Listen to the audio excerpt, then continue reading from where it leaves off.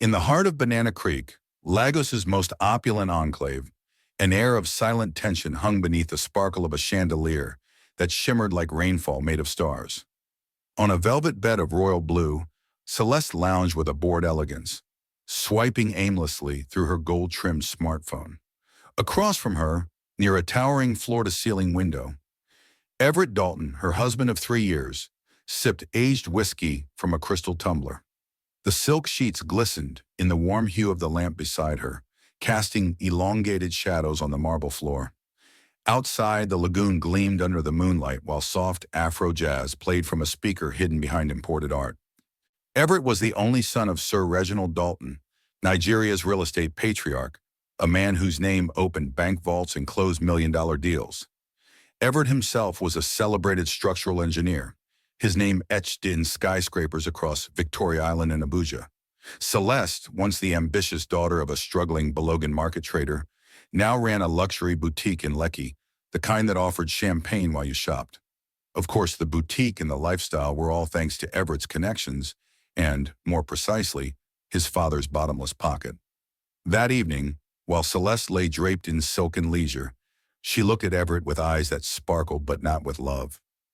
"Ev," she said softly, stroking his wrist, "have you ever wondered what portion of your father's wealth you'll inherit?" Everett blinked, caught off guard. "Why ask that now?" She feigned nonchalance. "Just crossed my mind. You're his only son. Naturally, the empire falls to you." Everett stared at her for a long time. Her question lingered, thick like the Lagos heat. "Celeste," he said slowly, "are you wishing my father dead?" She laughed, but it was hollow. That night, Everett couldn't sleep. He watched the chandelier spin softly and wondered, had she just revealed her truth? Weeks later, life as Everett knew it unraveled with cruel precision. A frantic call came while he was at a project site in Ikoyi. His father, Sir Reginald, had collapsed during a high-level meeting with government officials. At Lagoon Care Hospital, Everett and his sisters gathered in the pristine VIP suite as their once mighty father lay breathless and broken. "I've failed," Sir Reginald whispered, voice trembling like the brittle branches of Harmattan trees. "I poured everything into the Crown Haven project. Government pulled the contract. The loan is due. The banks, they'll take everything." The room went still. Everett staggered back, grief and disbelief mixing in his chest. "No will, no fallback," the old man gasped. "Just forgive me." And with that, the titan who once owned Lagos's skyline slipped into the quiet beyond, leaving no legacy but loss.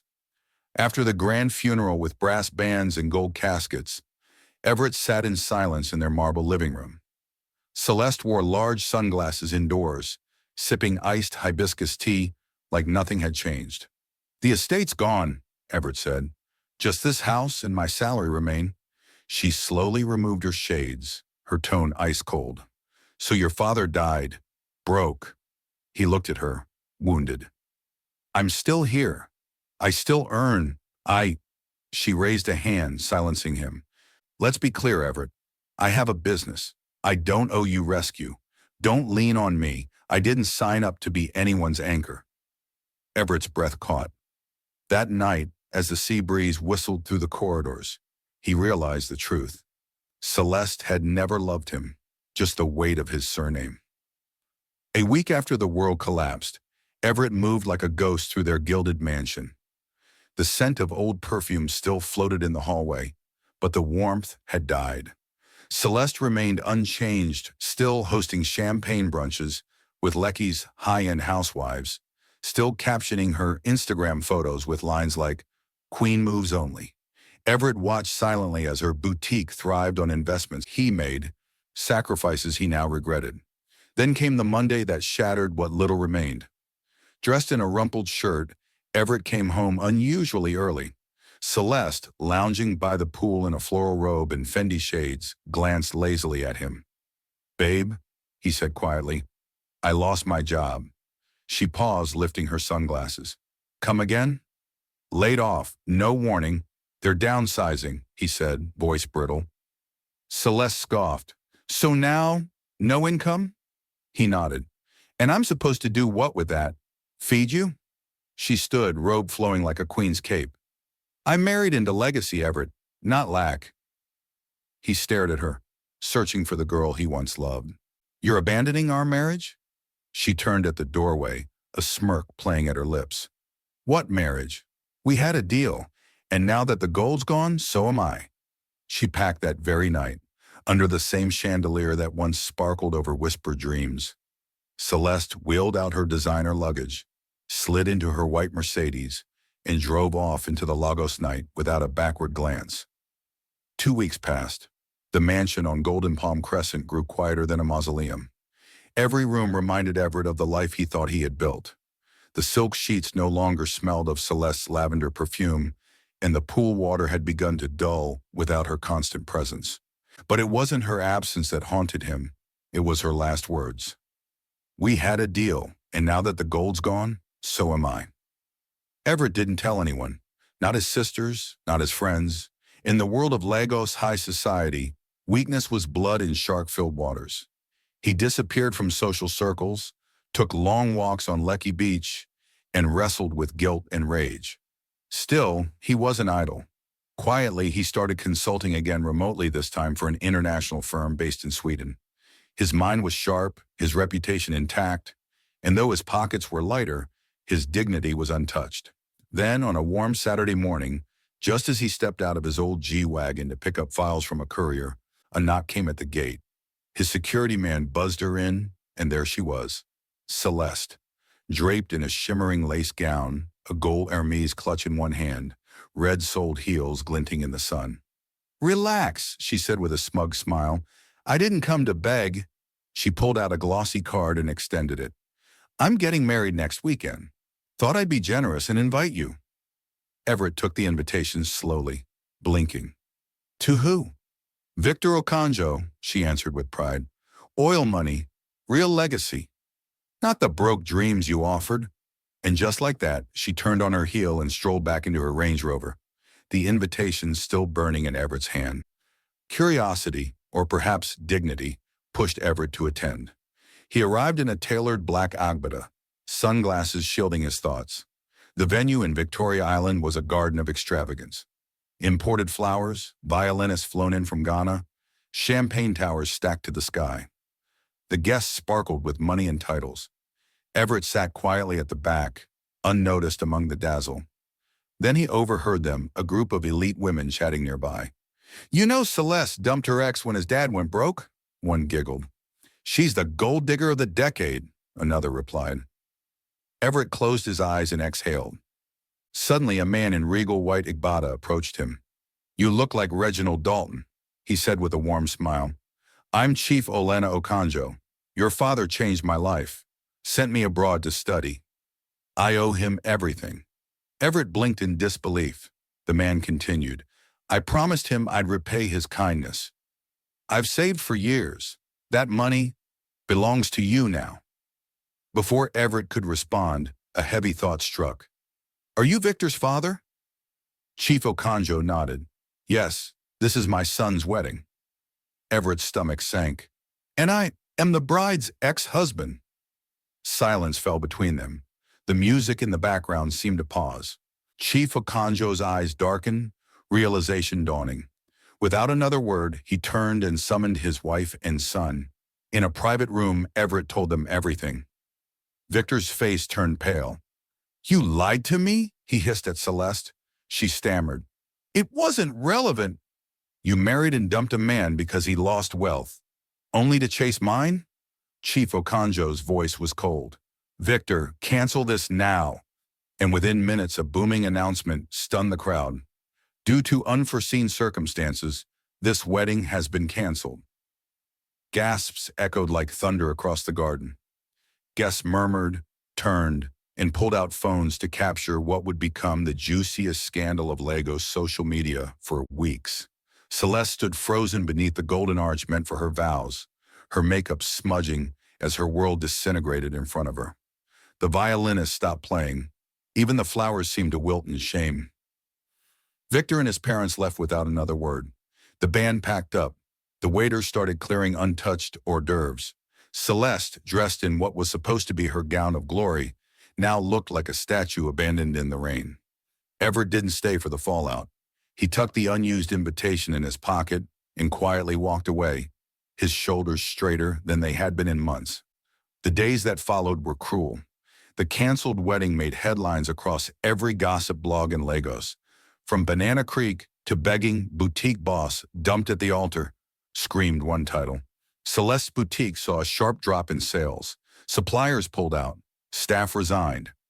Victor's family had social clout, and no one wanted to associate with a woman publicly humiliated by the Okonjo dynasty. She sat one evening in her boutique, lights off, hair undone, sobbing as silence filled the space that once reeked of imported roses and wealth.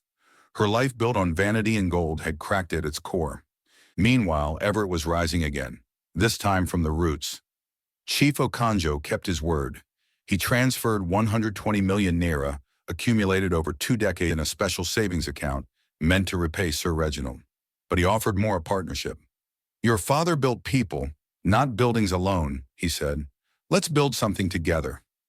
Everett accepted, cautiously but with gratitude. He moved into a modest, private duplex in Osborne Phase at 2. Gone were the days of showing off for the gram. This version of Everett wore confidence like armor and humility like a badge. He launched Dalton Build Tech, a tech-first consultancy that integrated AI with African urban planning. The clients came like bees to honey Ghanaian ministers, Abuja estate giants, even an Ethiopian diplomat. His past pain had birthed purpose. One afternoon, while cruising through Eco-Atlantic in his new Range Rover, he slowed as he saw a roadside stall, a woman under the blazing sun selling bread and soft drinks. Something about her posture, the scarf wrapped over what once was Brazilian hair. He parked. Celeste. Her eyes met his and widened in horror. "Everett," she whispered. He stepped out, sharp in Cfan wear and a designer timepiece. People whispered as they recognized him. "No need to hide," he said gently. "I know it's you." She dropped to her knees. "Please, I lost everything. I was foolish. I need help." He handed her a white envelope. "My wedding's next month," he said calmly. "Here's the invitation." She stared in disbelief. "Please, even if you don't forgive me, give me a job. I just want to eat." The next day, Everett sat in his gleaming office on the 18th floor of JW Towers. Glass walls, gold-framed art, and a staff that admired him, not because of his father, but because of him. The intercom buzzed. "Sir, a lady named Celeste is here to see you." He paused. "Let her in." She entered slowly, dressed in a simple navy gown. No makeup, no lashes. Just a humbled woman. "Good morning," she whispered. "I came because I have nothing. I'm not here to beg for pity. I just want to earn, honestly." Everett studied her face, once always calculating, now pleading. "I have a friend who runs a logistics kitchen. They need someone packaging, admin, small pay but honest." Her eyes lit up. "I'll take it. Anything." He handed her another envelope. 100,000 naira for transport, monthly. "But you'll work like luxury doesn't exist. No shortcuts." She nodded tearfully. "Thank you, Everett. I don't deserve this." "Maybe not," he replied. "But sometimes we show grace because it builds us, not the other person." She bowed her head, tears dropping on the envelope.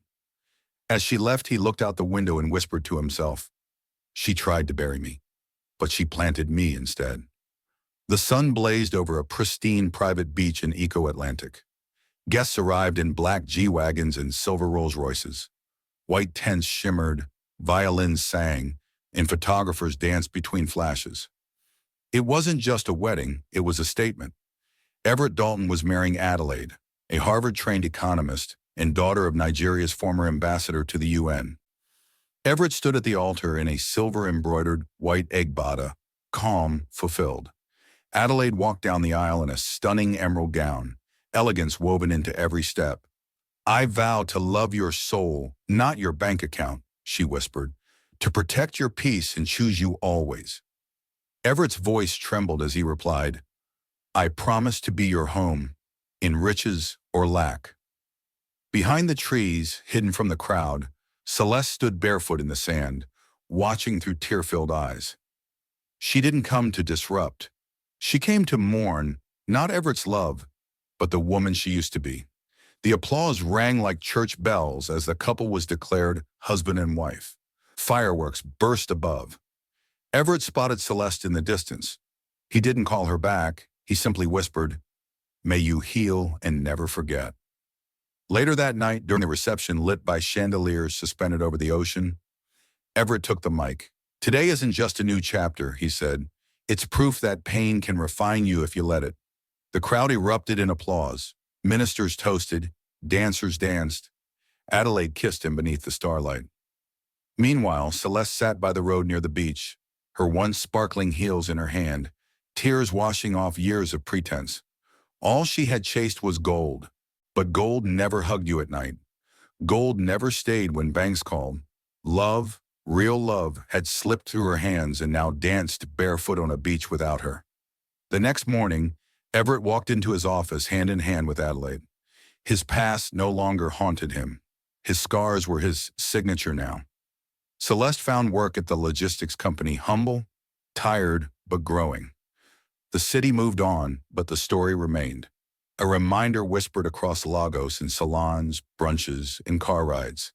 Never marry a name, marry a soul. The end. What's your take on this story? Do you think Everett made the right choice by exposing Celeste at the wedding? Should he have simply walked away and left the past buried? What would you have done in his shoes? Let us know your thoughts in the comments. We're reading every single one. If this story touched you, inspired you, or reminded you of someone you know, don't keep it to yourself. Like, share with a friend who needs to hear this. Subscribe, follow for more powerful African stories that hit home. Tap the bell so you never miss the next chapter of truth, betrayal, healing, and real love. Until next time, remember, money can buy luxury, but it can't buy loyalty.